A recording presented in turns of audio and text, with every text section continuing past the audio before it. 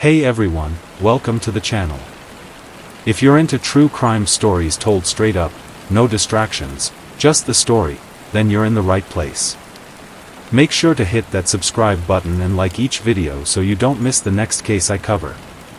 Alright, let's get into today's story. It began like a whisper. The kind of whisper you don't notice at first, the soft hum of a city settling into night, the low murmur of strangers' conversations blending into a single, indistinguishable drone. Washington, D.C. in August has its own rhythm. The air is thick, almost soupy, clinging to your clothes like an unwelcome memory. The streets glisten under flickering streetlights, damp from a storm earlier in the day. Tourists are gone, retreating to air-conditioned hotels, leaving the sidewalks to insomniacs, night shift workers, and the kind of people who prefer to do business under the cover of darkness. On one of these sticky nights, August 12, 2014, a journalist named Clara Vega stepped out of a dimly lit cafe just 2 blocks from DuPont Circle. She was 29 years old, sharp-eyed, and fearless, though you wouldn't have guessed it from the way she walked that night, hunched forward, her thin frame swallowed by an oversized gray hoodie, a messenger bag slung over her shoulder. To anyone watching, she would have looked like just another young professional heading home late after a long day. But Clara wasn't going home. She was heading into a storm she couldn't see coming. What Clara carried in that bag would never make it to print. What she discovered would never see the light of day, at least not in her lifetime. And by the time the world realized she was missing, the trail had already gone cold. The cafe where Clara spent her final hours wasn't remarkable. Nestled between a vegan bakery and a consignment bookstore, it was the sort of hole-in-the-wall coffee shop frequented by grad students and journalists, the kind of place where the Wi-Fi password was scrawled on a chalkboard behind the counter, and the espresso machine hissed like a snake every few minutes. At 7:43 p.m., Clara ordered a black coffee and settled into a corner table near the window. A barista later recalled that she seemed jumpy, glancing at her phone every few minutes, scanning the cafe as though expecting someone. She typed furiously on her laptop for hours, pausing only to answer a few hushed phone calls. Security footage shows her packing up around 9:15 p.m. She slipped her laptop into her bag, tugged her hoodie tighter around her face, and walked out into the humid night. She never made it to the metro station just 3 blocks away. Her phone last pinged off a cell tower near Rock Creek Park, a sprawling urban forest notorious for being both scenic and, at night, treacherous. By 10:30 p.m., her phone went dark. 2 days later, her family reported her missing. The official police statement was maddeningly brief: no evidence of foul play at this time. That single sentence would become the foundation of a mystery that, to this day, remains unsolved. To understand why Clara's disappearance sent quiet shockwaves through the tight-knit world of political journalism, you have to understand who she was. Clara wasn't a household name, not yet. But those who knew her will tell you she was born for this work. Raised in a small town in southern Texas, Clara was the youngest of 3 siblings. Her mother, Elena, was a schoolteacher, her father, Miguel, a mechanic. Money was always tight, but Clara was fiercely ambitious. At 16, she won a statewide journalism competition with an article exposing corruption in her school district's budget. At 21, she graduated top of her class from Columbia's journalism program. Colleagues describe her as meticulous, almost obsessive. She was the type of reporter who'd spend weeks combing through obscure property records and financial filings just to nail down a single lead. She had a knack for seeing patterns where others saw noise, connecting dots nobody else thought to connect. Clara wasn't flashy. She didn't chase celebrity gossip or clickbait headlines.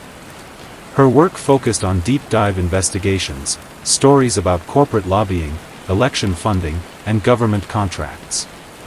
Dry topics to most, but Clara had a way of turning them into gripping narratives. And that's how she found herself circling the orbit of Senator Nathaniel Cole. Nathaniel Cole was a political unicorn, the kind of figure America hadn't seen in decades. By 2014, he was being hailed as a once-in-a-generation leader. Born in Ohio, Cole grew up in a working-class family. After graduating from West Point, he served 3 tours in Afghanistan, earning a Silver Star for bravery. His military record made him a darling of the media, and his clean-cut, all-American persona made him an easy sell to voters. When he ran for Senate in 2010, he won by a landslide, branding himself as a reformer who could bring integrity back to Washington. By 2014, whispers of a presidential run had already begun. Cole had charisma, a photogenic family, and a reputation for bipartisanship. On television, he was all smiles and sound bites, talking about unity, honor, and transparency. But Clara Vega didn't buy it. She'd been following Cole's career since his early campaign days, and something about his rise didn't add up. His speeches were polished, his image spotless, but behind the scenes, there were signs of something darker. Clara began digging, tracing money that flowed into Cole's campaign coffers, scrutinizing the companies funding his political action committees, and interviewing former staffers who all seemed terrified to go on the record. What she found was a maze of offshore accounts, shell corporations, and shadowy donors with connections to defense contractors and private intelligence firms. And then came the real bombshell. According to Clara's notes, which her family later shared with a few trusted journalists, she had obtained a set of documents linking Cole to a series of covert military operations overseas, operations not officially sanctioned by Congress. These weren't just minor breaches of protocol. If Clara's reporting was accurate, Cole's name was connected to black-budget programs that funneled millions into secret projects with little to no oversight. But the documents were incomplete. Clara was still piecing them together. In her last known email, sent to a colleague just hours before she vanished, she wrote, "I'm close. Too close, maybe. If I'm right, this isn't just about money. This is bigger than him. Bigger than all of us." That email was timestamped at 6:12 p.m. The next trace of her was the cafe's security footage. The investigation into Clara's disappearance was sloppy from the start. Police initially treated it as a possible voluntary absence, citing her demanding job and the stress of investigative reporting. They floated theories that she might have left town for a mental health break or that she was simply off the grid, chasing a lead. Her family didn't buy it. Clara wasn't the type to disappear, her sister Sophia said in an interview months later. She was obsessive about her work, yes, but she wouldn't just ghost us. She always called. Always. But every lead went nowhere. Security footage from nearby businesses showed nothing unusual. No suspicious vehicles. No sign of a struggle. Even the cafe staff swore she seemed perfectly fine when she left. For weeks, missing posters peppered the city. Clara's face, framed by long dark hair and square glasses, stared out from lampposts, bus stops, and community bulletin boards. But public interest fizzled quickly. Another scandal erupted in Congress. A celebrity divorce dominated headlines. Clara's disappearance was relegated to a brief mention on the evening news. Her colleagues, however, didn't stop digging. And the deeper they went, the stranger things became. One of Clara's closest confidants, an editor at a major investigative outlet who requested anonymity, later said Clara had been unusually paranoid in the weeks before she vanished. She mentioned feeling watched. Once, she confided that she'd come home to find her apartment door slightly ajar, though nothing was stolen. Another time, she swore she saw the same black SUV parked outside her building 3 nights in a row. She wasn't a conspiracy theorist, the editor said. Clara was rational, methodical. If she said something felt wrong, you believed her. There's another chilling detail. According to Clara's phone records, she made 2 calls the night she disappeared. The first was to her sister, a brief conversation where she promised to call back later. The second was to an unlisted number, lasting just 47 seconds. Investigators have never identified the recipient of that call. Within 3 months, the search for Clara slowed to a crawl. Without a body, there was no crime scene. Without evidence, there was no case. Her name faded from headlines. Her notes, laptop, and backup drives were seized by police as evidence, but were never released to her family. It was as if she had been erased. But here's the thing about stories like Clara's: they don't disappear. They wait. They fester. And every so often, they resurface like a ghost, demanding to be heard. Because Clara Vega wasn't just another missing person. She was a reporter sitting on a powder keg. And someone, somewhere, wanted that powder keg buried. Fast forward to today, and Clara's case has taken on a life of its own. Internet forums are flooded with theories. Some believe she uncovered a government cover-up so explosive that her disappearance was inevitable. Others think she might still be alive, living under a new identity. But one thing is certain: Clara's story is not just about one woman's disappearance. It's about power, who holds it, who challenges it, and the price of speaking truth to it. And this story? It's just getting started. Now, let's rewind to that humid August night. Picture Clara leaving the cafe, the streetlights flicker, casting long shadows on the pavement. A faint rumble of thunder echoes in the distance. She pulls her hood tighter, checking over her shoulder as if she senses someone following her. Cars pass by, headlights cutting through the haze, but none of them slow down. A black SUV turns the corner. Clara stops at an intersection, waiting for the pedestrian light to change. She glances at her phone. A text message flashes across the screen, though no one knows what it said. Then she disappears into the night. This wasn't random. This wasn't chance. What happened next was deliberate, calculated, and chillingly efficient. And as we peel back the layers of this story, you'll see just how deep this rabbit hole goes. Because Clara Vega didn't just stumble into a dangerous story. She walked straight into a war she didn't know she was fighting. Nathaniel Cole was the perfect candidate. On paper, he was everything Americans claimed they wanted in a leader: an Ivy League graduate with a spotless academic record, a decorated war hero who'd faced bullets and bombs in Afghanistan, and a devoted family man with 2 photogenic kids and a golden retriever that made frequent appearances on campaign mailers. He branded himself as a champion for transparency in government, a politician who promised to drain the swamp, cut through red tape, and shine a light on Washington's darkest corners. Every speech he gave sounded like scripture for a disillusioned electorate, powerful, poetic, and rehearsed to perfection. His smile could disarm even his sharpest critics, and his sincerity was so convincing that voters never thought to question it. But whispers have a way of slipping through even the thickest layers of polish. Behind the carefully curated image was a man surrounded by secrets, secrets buried so deeply that only a few dared to dig. The rumors started quietly at first: a network of shadowy lobbyists meeting in private DC townhouses, campaign donations that seemed to appear out of nowhere, and a meteoric rise to political stardom that didn't feel like luck. It felt orchestrated, engineered. And Clara Vega was one of the few who smelled blood. The last trace of Clara's life came in the form of a text message, time-stamped 9:05 p.m., just 30 minutes before she disappeared without a trace. It was only 4 words long. "I have proof. This will end him." There was no emoji, no punctuation beyond a period at the end of the sentence. It was cold, clinical, almost prophetic in tone. That message wasn't just a text, it was a countdown.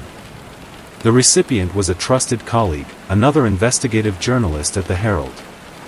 He would later say he didn't see the text until the next morning, hours too late to warn her, hours too late to help. Those words would haunt him. They would haunt Clara's family. They would haunt detectives, conspiracy theorists, and anyone who ever touched this case. And here's what makes that message so chilling: Clara didn't traffic in drama. She wasn't the kind of reporter who hyped up a story for shock value. If she said she had proof, she had proof. Whatever she was holding in that moment was enough to destroy one of the most promising political careers in modern history. But that proof vanished with her. When police began their investigation, they did what they always do, started with the basics, tracing her last steps, combing through security footage, pulling her phone records. But what they found only deepened the mystery. Surveillance cameras along the street where she was last seen caught nothing unusual. In fact, they caught nothing at all. No sign of Clara walking to the metro. No suspicious car following her. No struggle. It was as if she had evaporated. Detectives noted an unsettling detail: multiple security cameras that should have captured her path from the cafe to the metro station were mysteriously offline that night, each citing routine maintenance. At least 3 nearby businesses reported technical glitches with their systems in that same time frame. Glitches that had never happened before. This was not random. This was deliberate. Someone had erased her from the timeline. To understand why someone might go to such lengths, you have to look at Nathaniel Cole's rise to power. Cole's story was too perfect. Born to a modest Ohio family, a star athlete, accepted into Yale on a scholarship, and then on to West Point. His war record became legend. Photographs of him in dusty fatigues, crouched alongside Afghan villagers, circulated across social media during his first Senate campaign. He ran as a moderate Republican but charmed voters across party lines. Democrats liked his straight talk. Independents liked that he wasn't afraid to criticize his own party. He spoke like a man who didn't care about re-election, which of course made him unbeatable. By 2014, whispers of a presidential bid had already begun. Donors loved him. The press adored him. He was the golden boy of American politics, and nobody seemed interested in tarnishing him. Nobody but Clara. In the weeks leading up to her disappearance, Clara's reporting habits shifted. She stopped sharing drafts of her articles with her editor. She became protective of her laptop, refusing to leave it unattended at the newsroom. Friends recall her showing up to coffee meetings visibly shaken, scanning the room as though expecting someone to be watching her. She wasn't paranoid, her colleagues said. She was careful. There's a difference. She'd been digging into Cole's campaign finances, but this wasn't just a story about money. According to fragments of her notes later recovered from her apartment, Clara believed she'd uncovered a covert influence network operating beneath the surface of Washington politics, a network tied to private intelligence contractors, black-budget military programs, and foreign donors. And every breadcrumb she followed led back to Cole. Let's go back to that humid night, step by step. 7:43 p.m., Clara orders her coffee and sets up her laptop at the cafe. Witnesses describe her as tense, typing rapidly, her phone buzzing constantly. 8:15 p.m., she receives a call. A security camera captures her answering the phone, but her lips are tight, and she doesn't smile. The conversation lasts less than 2 minutes. 8:45 p.m., Clara orders another coffee. A barista notices her glancing at the window repeatedly, as if expecting someone. 9:05 p.m., the chilling text message is sent. 9:15 p.m., she closes her laptop, stuffs it into her bag, and leaves the cafe. 9:23 p.m., her phone pings a cell tower near Rock Creek Park. 10:30 p.m., her phone shuts off. That's the last verifiable moment of Clara Vega's life. Several days later, investigators combed through additional traffic camera footage from streets surrounding the cafe. They found something odd. At 9:20 p.m., a black SUV with no license plates turned onto a side street 2 blocks away from Clara's route. It stopped for 47 seconds. Its headlights flickered off. And then it vanished. Police never identified the vehicle. Some investigators dismissed it as coincidence. Others believed it was the missing puzzle piece. Washington, D.C., has a rhythm, a pulse. The city thrives on power plays and whispers, secrets traded like currency. In this town, scandal isn't a shock, it's an expectation. But Clara's case was different. Her disappearance wasn't just another unsolved mystery. It was too clean. Most disappearances leave traces, a witness, a car sighting, a snippet of security footage. Clara's case left none of that. And the lack of evidence was evidence in itself. Someone had the means to erase her. Someone had resources. Someone had power. And in Washington, few had more power than Nathaniel Cole. When asked about Clara's disappearance, Senator Cole offered brief condolences to her family, calling her a talented young journalist and urging anyone with information to contact authorities. Then he never spoke of her again. Reporters who pressed him on the case were shut down, their questions deflected with polished talking points. Cole's staff dismissed any suggestion of wrongdoing as wild conspiracy theories, branding Clara's investigation as unsubstantiated. But if there was nothing to hide, why the silence? Why the hostility toward questions? The most chilling part of this story isn't just Clara's disappearance, it's how quickly her story died. Within weeks, news outlets moved on. Headlines about her case were buried under stories of political scandals, celebrity gossip, and foreign crises. Even her own newsroom stopped running updates, citing a lack of new information. It was as if some invisible hand had pulled her out of the narrative. Her colleagues, however, refused to let her go. Off the record, they whispered about pressure from above. Editors were reportedly warned not to sensationalize the case. A few journalists even claimed they'd been threatened after digging too deeply. Clara's name wasn't just fading from headlines, it was being scrubbed. Imagine this, a journalist sends a message that could destroy a powerful politician. 30 minutes later, she walks out of a cafe in a major city, and then, she's gone. No witnesses. No trace. No body. That's not an accident. That's an operation. And if someone had the resources to erase a person that completely, it raises a terrifying question: what else are they capable of? In the years since her disappearance, internet sleuths have pieced together a sprawling web of theories. Some of them sound far-fetched. Others sound terrifyingly plausible. The contractor connection. Clara had been investigating defense contractors with ties to overseas covert operations. Many believe she stumbled on evidence of a secret military program that Cole was connected to, evidence worth killing for. The lobbying network. Clara's notes mentioned a network of 12, possibly referring to a dozen individuals or organizations funneling dark money into Cole's campaign. The erasure theory. Cybersecurity experts believe someone systematically wiped Clara's digital footprint. Her emails were deleted, her cloud storage inaccessible, and even her backup drives were reportedly corrupted. That level of precision points to state-level actors. Witnesses in the shadows. 2 anonymous sources claimed they saw Clara arguing with a man in a suit outside the cafe hours before she vanished. Both sources later recanted their stories. Coincidence? Or fear? Every so often, Clara's name resurfaces. A podcast episode. A Reddit thread. A documentary pitch. But each time, the trail grows colder. Files go missing. Sources go silent. And yet, the legend of Clara Vega only grows stronger.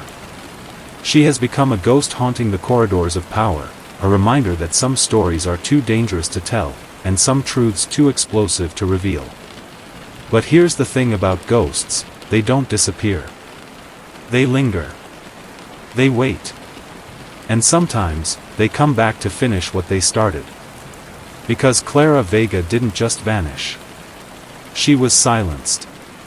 And the man she was about to expose, Senator Nathaniel Cole, still smiles on television, shaking hands, kissing babies, and preaching transparency to millions of adoring fans. But every smile hides a shadow. And every shadow tells a story. The question is, who's brave enough to tell it? The case of Clara Vega grew colder by the month. What began as a frantic search filled with press conferences, social media campaigns, and a flurry of missing person posters eventually became just another unsolved file collecting dust in the back rooms of the Metropolitan Police Department. Leads dried up. Witnesses forgot details. The urgency faded. By the one-year anniversary of her disappearance, Clara had become another face on a digital bulletin board, a statistic in a city known for its secrets. But then, just as the story was about to disappear entirely, a whistleblower stepped out of the shadows. It started with an encrypted email sent to the Herald, Clara's former newsroom. The sender identified themselves only as Orion, a self-described former staffer on Nathaniel Cole's campaign team. The email contained a single sentence. Clara was right. Follow the money. Attached was a series of heavily encrypted files. At first, they seemed innocuous, lists of donors, spreadsheets of campaign expenses, nothing that screamed conspiracy. But after weeks of decoding, digital forensics experts uncovered something staggering, a hidden network of shell corporations funneling millions into Cole's political action committees. The money trail didn't stop there. Transfers led to offshore accounts in Cyprus, Panama, and the Cayman Islands. The source of the funds? A defense contractor with deep ties to covert military operations that were classified at the highest level. Among the decoded files was a phrase repeated several times, Project Echo. Investigators didn't know what it meant. But whatever Project Echo was, Clara had been chasing it, and it had cost her everything. The whistleblower's leak reignited public interest in Clara's disappearance. News outlets began running retrospectives, podcasts dissected every detail, and amateur sleuths flooded Reddit with elaborate theories. Then came the first real twist. Clara's sister, Sofia Vega, had never stopped searching. While the police treated Clara's case as inactive, Sofia hired a private investigator named Marcus Hale, a former NYPD detective with a reputation for solving cold cases nobody else would touch. Marcus started where the police had stopped, Clara's apartment. Clara's lease, Marcus discovered, had been abruptly terminated 3 days after she vanished. That in itself wasn't unusual, landlords often clean out apartments of missing tenants. But what was unusual was who collected her belongings. The landlord claimed a government official arrived with paperwork, citing federal interest in an ongoing investigation, and personally removed every single item from Clara's apartment. Her laptop, her notebooks, her USB drives, all gone. Even personal belongings like framed photographs and childhood journals vanished. The FBI denied involvement. When Sofia confronted Senator Cole's staff, they dismissed her accusations as baseless conspiracy theories. Marcus wasn't convinced. Weeks into his investigation, Marcus followed a lead that would send chills down Sofia's spine. Clara's car, a silver Toyota Corolla, had never been officially located by police. But Marcus traced its GPS history and found a final signal from an underground parking garage attached to an abandoned office building in Arlington. The garage was dark, silent, and reeked of mildew when Marcus arrived. He found the Corolla in a far corner, coated in dust. The license plates had been removed.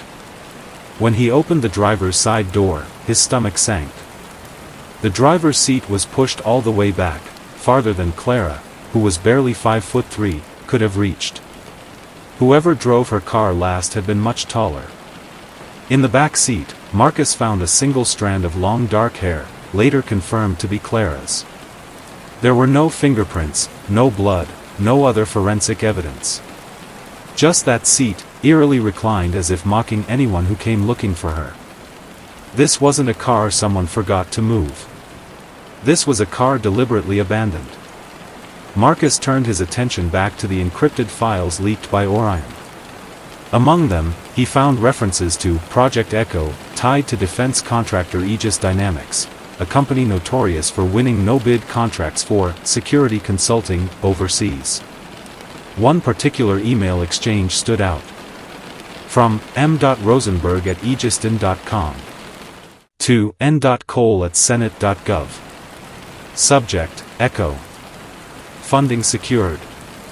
Phase 2 is greenlit.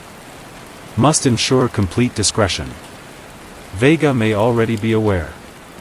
That email was dated August 7, 2014, 5 days before Clara disappeared. Marcus was no stranger to corruption, but this wasn't just a political scandal. This was something darker, something that involved military contracts, covert operations, and a journalist who had dug too deep. 2 weeks after sending the encrypted documents, Orion vanished. Their email address went dark. Their PGP encryption key expired. Attempts to trace the IP address led nowhere. It was as if the whistleblower had been swallowed whole by the same shadowy machine that erased Clara. Before disappearing, they sent one final message to the Herald. She was silenced. If you keep pulling, you'll end up like her.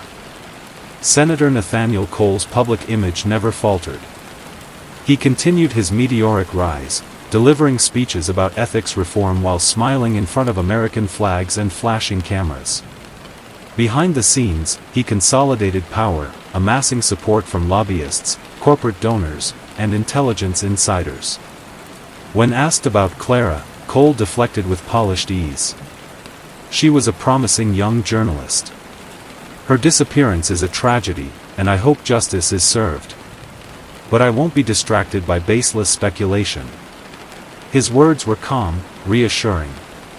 But his eyes told a different story. Washington, D.C. isn't just the political capital of the United States, it's a fortress of secrets. Buildings with no signs. Black SUVs with tinted windows. Meetings that never appear on any calendar. Marcus Hale knew this world well. He knew how stories like Clara's ended. Some people get too close to the truth, he told Sophia. And this city has ways of making sure that truth stays buried. But Sophia wasn't ready to let go. She had spent 2 years watching her sister's face fade from headlines, listening to people say Clara probably ran away, or just needed a break. She'd heard it all. And she knew it was all lies. Clara didn't run away. Clara didn't vanish. Clara was taken. Marcus tracked down a former security guard who worked at the parking garage where Clara's car was found. The guard claimed he remembered seeing a tall man in a dark suit leaving the garage on the night Clara disappeared. The man was alone, and he was carrying a slim briefcase. When Marcus asked for security footage, the guard shrugged. All the tapes from that week were erased. System malfunction, the guard said. Happens sometimes. But Marcus noticed the man's unease. He wasn't lying about the tapes. He was scared. By this point, Marcus had a map pinned with red string, offshore accounts, political donations, security contractors, encrypted emails. And right in the center of it all, Nathaniel Cole's smiling face stared back like a phantom. Clara's disappearance wasn't a random act of violence. It was a surgical strike. Whoever took her had erased her existence piece by piece, her apartment emptied, her notes confiscated, her car abandoned, her name scrubbed from headlines. And yet, small cracks were beginning to show. The leak. The abandoned car. The terrified witnesses. Someone, somewhere, had slipped. Late one night, Sophia sat in her sister's empty apartment, now rented to another tenant, staring at the few photos she had salvaged before they disappeared. Clara's smile was radiant in every picture, her confidence palpable even through a photograph. Sophia whispered to herself, "You didn't just vanish, Clara. You were telling a story. And I'm going to finish it." Outside, a black SUV idled at the curb for several minutes before pulling away into the night. 2 days later, Marcus received an unmarked envelope slipped under his apartment door. Inside was a single photo, him, walking out of his office, taken from a distance. On the back, in neat handwriting, were 3 words. stop, or vanish. Marcus stared at the photo for a long time, his pulse steady, his jaw clenched. He'd seen this tactic before. It wasn't just a threat. It was a promise. Clara Vega's disappearance isn't just a cold case. It's a cautionary tale, a reminder that truth can be dangerous, and that some stories are so explosive they'll never see the light of day. But every secret leaves traces. And every cover-up has cracks. Marcus and Sophia are still pulling at those threads, refusing to let Clara's story fade away. Somewhere out there, the truth about Project Echo, and the people who silenced her, is waiting to be uncovered. And Nathaniel Cole? He's still smiling for the cameras, shaking hands, and preparing for a presidential run. But behind that perfect smile is a shadow. And in that shadow is a name he can never escape. Clara Vega. Years slipped by like pages in a book no one wanted to finish. Senator Nathaniel Cole, once the golden boy of American politics, had climbed higher than ever. His speeches drew stadium-sized crowds. His image, perfect family, perfect record, perfect smile, had been immortalized on glossy magazine covers. By the spring of 2020, Cole was no longer just a senator. He was a front-runner for the presidency. The name, Clara Vega, was now little more than an urban legend whispered among journalists over late-night drinks. Young reporters swapped theories like ghost stories, the fearless journalist who got too close to the truth, the woman erased from existence. Some claimed she'd been silenced by a shadow government. Others believed she'd uncovered a scandal so explosive that she'd chosen to disappear voluntarily. But then came the video. On a gray March morning, cameras crowded a Capitol Hill hearing room.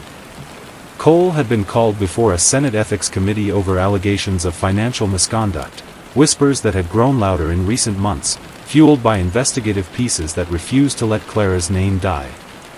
Cole sat at the witness table, calm, composed, hands folded neatly. He looked every bit the statesman, perfectly tailored suit, flag pin on his lapel, and a smile that exuded confidence. The hearing had been going smoothly for hours. Reporters were already writing headlines about Cole's masterful defense. Then a senator held up a USB drive. "Mr. Cole," she said, her voice cool, "can you explain this?" The lights dimmed, and a screen behind her flickered to life. The footage was grainy, the colors muted, as though it had been shot through tinted glass. But the image was unmistakable, Clara Vega, alive. She was seated in a luxurious villa, sunlight streaming through floor-to-ceiling windows behind her. Outside, palm trees swayed gently in the breeze.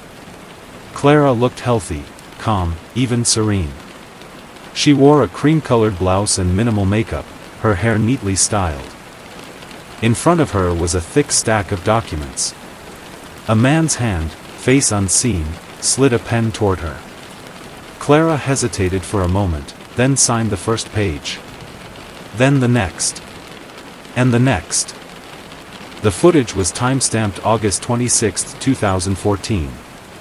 2 weeks after she was reported missing. Gasps rippled through the hearing room. Reporters scrambled to tweet updates. Cameras zoomed in on Cole's expression. For the first time in his career, the senator looked rattled. The video hit the internet within hours. By evening, every major news outlet was running headlines. Clara Vega alive after disappearance, new video shows. Did investigative journalist fake her own kidnapping? Cole's rising star dimmed by shocking leak. The footage raised more questions than answers. Had Clara staged her own vanishing act for publicity? Was she coerced into signing something in that villa? Or, perhaps worse, had she been paid off, a once idealistic journalist turned by the very machine she fought against? Every frame of the video was analyzed. Reddit threads exploded with speculation. Some users claimed to recognize the villa's architecture as belonging to a luxury compound in Dubai. Others pointed out subtle details, the tension in Clara's posture, the faint shadow of a man in the reflection of a glass table, the way she gripped the pen like it was a weapon. To the public, Clara had gone from victim to villain overnight. For Nathaniel Cole, the timing couldn't have been worse. His presidential campaign, once unstoppable, took an immediate hit. Poll numbers plummeted. Late-night hosts mocked him. Political analysts speculated that the leaked footage could end his career. Cole's team scrambled to control the narrative. They dismissed the video as a deepfake designed to smear his reputation. They called the resurfacing of Clara's case a coordinated political attack. But as investigators began authenticating the footage, cracks in his defense widened. The FBI announced it was reopening the case into Clara's disappearance. For the first time in 6 years, her name dominated headlines again. That's when the first sinister discovery came to light. Financial records revealed that Clara's family had received a series of anonymous wire transfers in the months after her disappearance. Each payment was carefully structured to avoid detection, funneled through multiple shell corporations. Sofia Vega, Clara's sister, was horrified. She insisted she'd never seen a cent of the money, suggesting that someone had used her family's identities to create fake accounts. Investigators couldn't confirm her claim. The implication was clear: someone had either paid Clara's family to keep quiet or framed them to muddy the waters. The deeper investigators dug, the darker the story became. 2 of Nathaniel Cole's former aides, both of whom had worked closely on his early Senate campaigns, were discovered to have died in accidents. One had been found dead in a boating mishap off the coast of Florida, his body never recovered. The other reportedly died in a single-car crash late at night on an empty road. Both deaths were ruled tragic accidents, and neither made national news at the time. But now, under the shadow of the leaked video, those deaths looked less like coincidences and more like cleanup jobs. Marcus Hale, still working privately with Sofia, studied the footage frame by frame. He noticed something unsettling: Clara's demeanor. "She's too calm," Marcus said, pausing the video on a close-up of Clara's face. "Look at her eyes. That's not calm. That's resignation." To Marcus, it wasn't a woman faking her disappearance or taking a payoff. It was a hostage playing along. But if Clara had been coerced, why let her live? Why let her sign those documents and vanish? Cybersecurity experts traced metadata embedded in the video file and discovered a clue: an IP address from a private server in Monaco. While not definitive, it hinted at the villa's possible location. That detail opened a new can of worms. Monaco was home to dozens of private estates owned by wealthy donors with ties to Cole's campaign. Among them was a man named Viktor Dragunov, a shadowy billionaire arms dealer whose name appeared in the leaked documents tied to Project Echo. Was Dragunov the man in the video's reflection? By now, Marcus had uncovered a disturbing pattern. Anyone who touched Clara's story seemed to disappear, figuratively or literally. The whistleblower known as Orion was still missing. The parking garage security guard who'd seen the man in the suit refused to talk, and weeks later, he reportedly quit his job and moved out of state. Even the original landlord of Clara's apartment had vanished, leaving no forwarding address. The story was eating itself alive. Sofia sat alone in her apartment one evening, staring at the video on her laptop. She rewound it over and over, fixating on a small detail: Clara's necklace. It was a simple silver pendant, one Clara had worn since their mother passed away. Sofia remembered giving it to her sister as a reminder to always come home. In the video, Clara's hand brushed the pendant just before she signed the first document. A tiny, almost imperceptible movement. To Sofia, it wasn't a nervous tick. It was a signal. Clara was telling her something. Despite the scandal, Cole remained composed. He denounced the leaks as political warfare and vowed to continue his campaign. Behind the scenes, however, sources reported internal panic. Donors were pulling support. Staffers were quitting. The senator's once untouchable image was beginning to crack. But if Nathaniel Cole was worried, he didn't show it. In interviews, he smiled. He joked. He deflected. If he was connected to Clara's disappearance, he was playing the role of his life. Late one night, Marcus received a call from an encrypted number. The voice on the other end was low, trembling. "I worked for him," the caller said. "You're digging into something that's bigger than Cole. If you keep going, you'll end up like her. Just stop." Marcus asked for their name. The line went dead. The leaked video had transformed Clara from a tragic figure into a living mystery. Was she alive, somewhere out there, trapped under the weight of secrets too dangerous to expose? Or had she been a willing participant in her own erasure, signing away her freedom in exchange for safety, or silence? And what was in those documents? Each question deepened the rabbit hole, painting a picture not of a single man's corruption but of a system, a machine designed to protect itself at any cost. As Cole prepared for the next presidential debate, whispers of Project Echo began surfacing again. Journalists dug through archives, piecing together fragments of classified programs and covert operations. For the first time in years, Clara's story wasn't fading. It was gaining momentum. But momentum, in Washington, comes with a price. A digital forensics expert enhanced the final frames of the leaked video.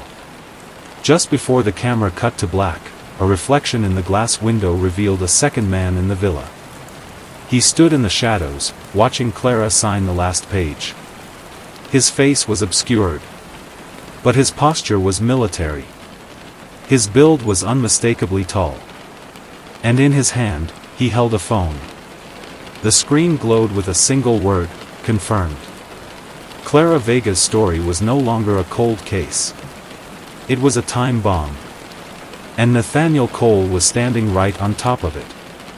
By 2022, the name Clara Vega had become folklore. Her story was told in true crime podcasts, late-night conspiracy streams, and whispered newsroom gossip. Nathaniel Cole, once America's political darling, was now a ghost, his campaign headquarters shuttered, his social media wiped clean. The case was dead. Until one night in late November, when a hacker collective known only as SpectreNet shattered everything we thought we knew. The drop appeared on a darknet forum notorious for whistleblower content. Buried under layers of encryption, SpectreNet posted 3.7 gigabytes of classified intelligence files. Inside was a memo stamped with a scarlet header. Top secret, eyes only, Operation Mirrorfall. Journalists scrambled to verify it. Within days, The Guardian and ProPublica confirmed its authenticity. And then, the world learned the truth. Clara Vega, the fearless investigative journalist who'd become a martyr for press freedom, was no journalist at all. She was Agent Vega, CIA Special Activities Division, assigned to deep-cover infiltration operations since 2011. Her so-called exposé on campaign finance corruption was never meant for publication. It was bait, a carefully constructed narrative to lure foreign-backed political operatives into exposing themselves. Nathaniel Cole wasn't simply a rising star politician. He was a deep-cover operative himself. His meteoric rise to power had been orchestrated as part of a covert U.S. intelligence gambit codenamed Project Echo, an unauthorized black ops initiative designed to manipulate foreign policy outcomes for profit. This wasn't politics as usual. This was espionage on American soil. According to the memo, Clara's disappearance in 2014 wasn't a kidnapping, it was a strategic vanishing act. She and Cole had staged the entire event. Her text message, "I have proof.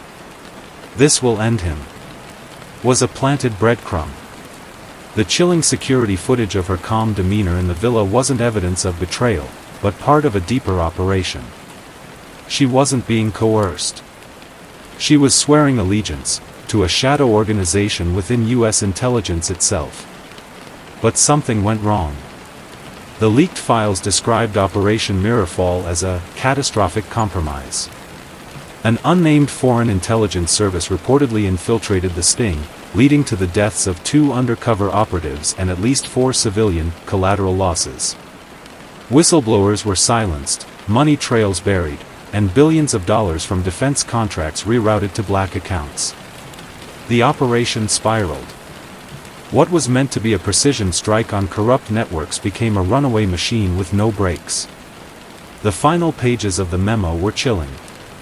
Both Vega and Cole had gone dark in late 2018, their intelligence files marked with a single phrase: active, denied existence.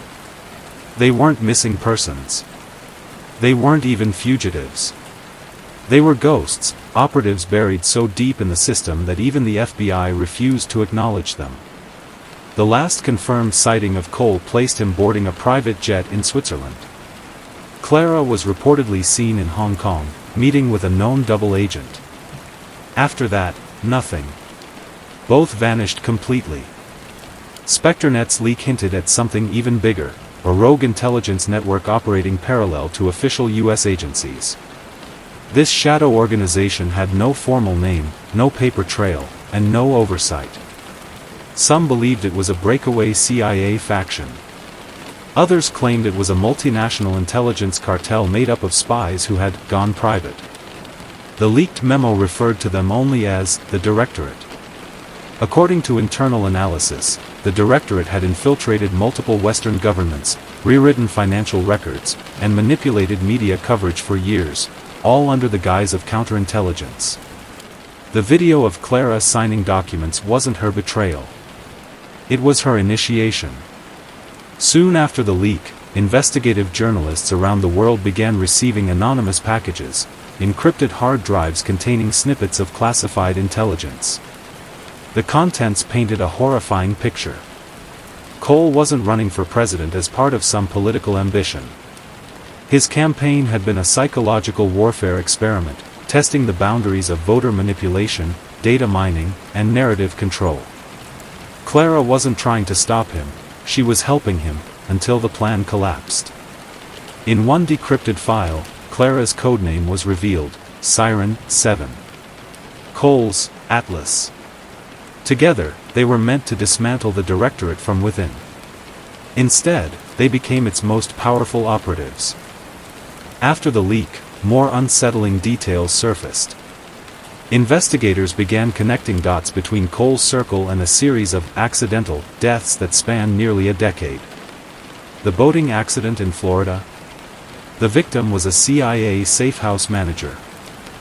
The single-car crash. A covert logistics handler. Even Orion, the original whistleblower who had leaked the shell company documents, was traced back to the Directorate, and his body was found in a burned-out warehouse in Eastern Europe. The Clara Vega case was no longer a missing person story. It was a body count. When journalists pressed the FBI for comment, they received carefully worded denials. Officials refused to confirm or deny Clara Vega's status, citing national security. Cole's file was sealed. Subpoenas were blocked. A former intelligence officer told the Washington Post, "If they're alive, they're not coming back. If they're dead, we'll never know. People like that don't retire. They just stop existing." In early 2023, SpectreNet released a final encrypted message. It contained a single image. A grainy CCTV still, time-stamped 48 hours before the message was posted. 2 figures walked side by side down a crowded street in Istanbul. Both wore sunglasses, heads down. The woman's silver necklace glinted under the streetlight. Analysts insisted it was Clara Vega. The man beside her, tall and broad-shouldered, matched Cole's description. The Directorate denied involvement. U.S. officials called it disinformation. But for those who knew the story, the meaning was clear. They were still out there. Today, the case of Clara Vega and Nathaniel Cole remains unsolved. Their names are now part of an expanding web of conspiracy theories. Were they patriots, fighting an unseen war to keep America safe? Or criminals, rewriting history for their own gain? Did Operation Mirrorfall collapse, or succeed beyond our comprehension? The truth is locked away in servers no one will ever access, buried under layers of national security red tape. But one thing is certain. Somewhere out there, in the shadows of global power, two ghosts are walking. Watching. Waiting. And every time a politician rises too quickly, every time a journalist disappears, people whisper their names again. Clara Vega. Nathaniel Cole. Not victims. Not heroes. Architects of the invisible war.